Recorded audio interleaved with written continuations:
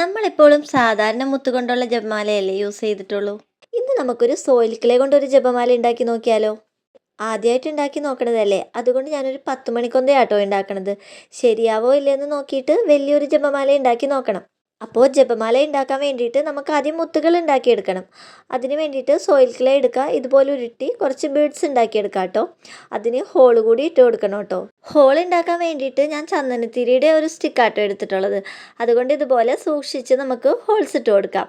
ഇനി നമുക്ക് soil clay കൊണ്ട് തന്നെ ഒരു കുരിശുണ്ടാക്കിയെടുക്കാം. അപ്പോൾ ഒരു ചെറിയ കുളത്തുകൂടി അതിനുള്ളിൽ വെച്ചിട്ട് വേണം നമ്മൾ കുരിശുണ്ടാക്കിയെടുക്കാൻ വേണ്ടിയിട്ട്. ഇനി നമുക്ക് ഉണ്ടാക്കിയ ബീഡ്സും കുരിശൊക്കെ നന്നായിട്ട് ഉണക്കിയെടുക്കണം കേട്ടോ. ഉണക്കിയെടുത്ത് കഴിഞ്ഞിട്ട് അത് നല്ലോണം ഒന്ന് സാൻഡ് പേപ്പർ വെച്ച് ഉരച്ച് നല്ല സ്മൂത്താക്കി എടുക്കണം. എന്നിട്ട് വേണം നമുക്ക് പെയിൻറ് ചെയ്യാനായിട്ട്. അപ്പോൾ നമ്മുടെ കുരിശും ബീഡ്സൊക്കെ ഉണങ്ങി കിട്ടിയിട്ടുണ്ട്.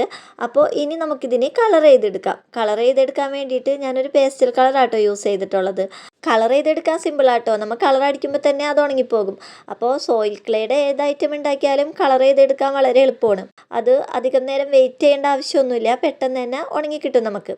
ഞാൻ ഈ ജപമാല ഉണ്ടാക്കണതിൻ്റെ ഷോർട്ട് വീഡിയോ ആദ്യം അപ്ലോഡ് ചെയ്തിട്ടുണ്ടായിരുന്നു കേട്ടോ. അതിനെനിക്ക് നല്ലൊരു റെസ്പോണ്ടാട്ടോ എല്ലാവരും തന്നത്. വളരെ സപ്പോർട്ട് ചെയ്തിട്ടുണ്ടായിരുന്നു. അപ്പോൾ എല്ലാവർക്കും ഒരുപാട് താങ്ക്സ് ഉണ്ട് കേട്ടോ.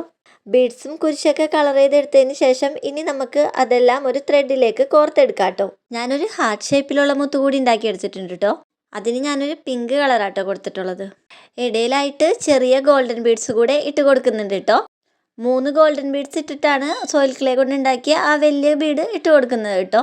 അങ്ങനെ നമ്മൾ 10 എണ്ണം കോർത്തെടുക്കുന്നുണ്ട്.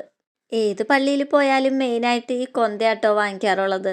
ചെറിയതും വലുതുമായിട്ട് ഒരുപാട് കൊന്തകൾ നമ്മുടെ കയ്യിലുണ്ടായിരിക്കും.